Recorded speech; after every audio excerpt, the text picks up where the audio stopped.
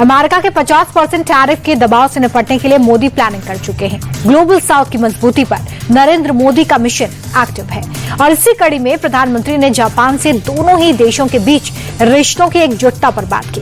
प्रधानमंत्री ने कहा कि जापान आज के समय में टेक्नोलॉजी का हब बन गया है, तो दूसरी तरफ भारत टैलेंट का हब बनकर उभरा है।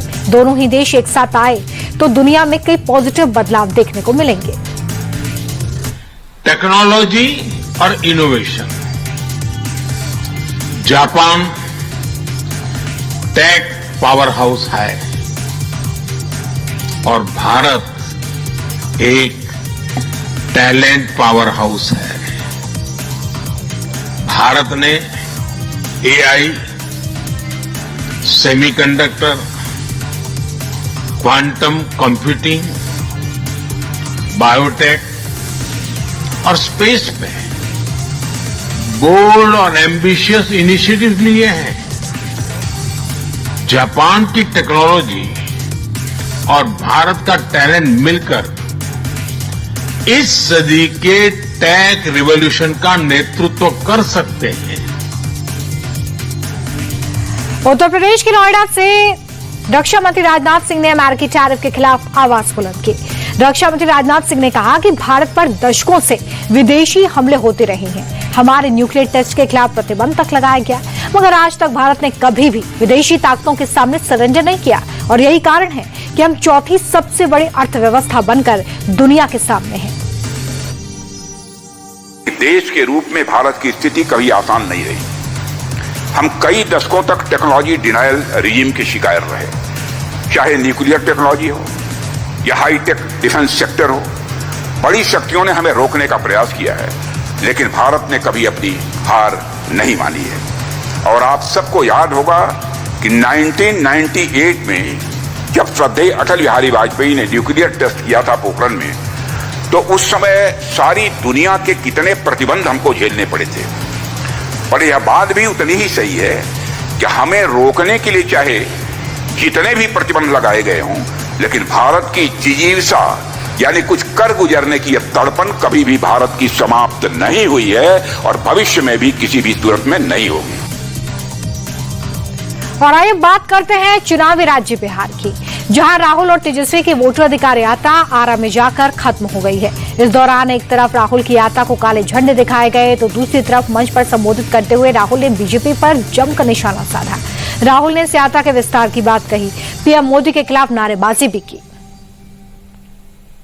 बिहार से क्रांति शुरू होती है और आपने दिखाया कि बिहार से ही क्रांति वोट अधिकार यात्रा शुरू हुई और पूरे देश में फैलने जा रही है। अब आप पूरी दुनिया को ये नारा सुनाइए, वोट चोर, वोट चोर। महागठबंधन की वोटर अधिकार यात्रा के आखिरी दिन अखिलेश यादव शामिल हुए। सपा चीफ ने कहा कि बीजेपी वाले जनता का हक छीनने में लगे हैं, वोट का अधिकार चोरी किया जा रहा है। अखिलेश ने दावा किया कि इस बार बिहार से बीजेपी का पलायन कंफर्म है, क्योंकि इनके खेल को अब जनता समझ चुकी है। आयोग जिस तरीके से काम कर रहा है, बीजेपी से मिलके काम कर रहा है, ये चुनाव आयोग नहीं, ये भारतीय जनता पार्टी ने इसको जुगाड़ आयोग बना दिया है। ये चुनाव आयोग अब जुगाड़ आयोग हो गया है और जो एसआईआर हुआ है, इससे सरफरा कोई फैसला नहीं हो सकता है।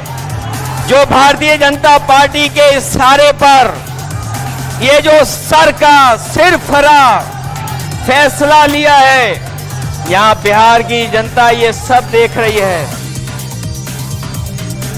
इससे पहले आरजेडी नेता तेजस्वी यादव ने बीजेपी पर निशाना साधा। तेजस्वी ने कहा कि बीजेपी इस दुनिया की सबसे झूठी पार्टी है, एनडीए पर विश्वास करना मुश्किल है, ये सिर्फ जनता को धोखा देकर सत्ता का सुख भोगने के लिए वोटों की चोरी कर रहे हैं। मिलजुल करके जो है हम लोगों को चुनाव जो है लड़ना है। ये लोग बड़का झूठा पार्टी, जुमलों वाली पार्टी, केवल अफवाह फैलाने में माहिर है। रूमर फ्लोटिंग सेंटर जो कहा जा सकता है, वो है। तो इस बार बिहार की जनता जागरूक है और लोकतंत्र की जननी बिहार है और यहाँ से लोकतंत्र को मोदी जी खत्म करना चाह रहे हैं इलेक्शन कमीशन के साथ मिलकर के, जो कि हर किस नहीं होगा। सभी बिहारी जो है अपने वोटों की हिफाजत करेंगे और बीजेपी को मुंहतोड़ जवाब देंगे।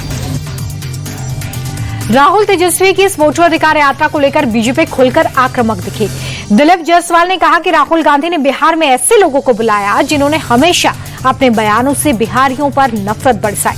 कांग्रेस की इसी सोच पर जनता फैसला सुनाएगी और राहुल तेजस्वी की जोड़ी हमेशा की तरह फिर से भगाएगी। सबको जो है हाथ जोड़ जोड़ करके बुला रहे हैं यहाँ पर। रेवंत को सीएम को बुलाया, रेवंत रेड्डी को जिसने बिहारी को गाली बका, स्टालिन को बुलाया जिसने बिहारी के डीएनए को खराब कहा। तो जो लोग बिहारी से नफरत करता है, बिहार के लोगों को गाली बोलता है और उन लोगों को बिहार में लाता है, तो बिहार की जनता इस बार जवाब देगी। कहाँ देखते हैं इंडिया चुनाव तो बोल रहे हैं दावा कि इस बार एनडीए खत्म नहीं, रोड पर घूमने से कोई दल खत्म हो जाता है। इस तरह की बात करके जो है अपने आप को खुश करना है उनको।